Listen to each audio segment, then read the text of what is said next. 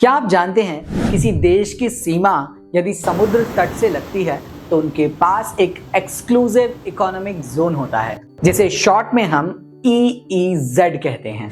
EEZ एक ऐसा समुद्री क्षेत्र है जो किसी देश के तट से 200 समुद्री मील तक फैला होता है, यानी लगभग 370 किलोमीटर तक, जहां उस देश को प्राकृतिक संसाधनों के उपयोग और इस क्षेत्र में होने वाली आर्थिक गतिविधियों पर विशेष अधिकार होते हैं। यानी तटीय देश प्राकृतिक संसाधनों जैसे कि मछली, तेल, गैस और खनिजों का उपयोग कर सकते हैं। साथ ही समुद्र से रिलेटेड साइंटिफिक रिसर्चेस और इस क्षेत्र में पॉल्यूशन कंट्रोल जैसे आर्थिक गतिविधियों पर नियंत्रण रख सकते हैं। एक्सक्लूसिव इकोनॉमिक जोन तटीय देशों को उनके समुद्री क्षेत्र में नेविगेशन और हवाई क्षेत्र पर भी अधिकार देता है। कुल मिलाकर हम कह सकते हैं कि किसी देश के पास एक्सक्लूसिव इकोनॉमिक जोन होना उस देश की अर्थव्यवस्था के लिए बहुत ही लाभकारी हो सकता है, क्योंकि इससे व्यापार और निवेश को तो बढ़ावा मिलता ही है,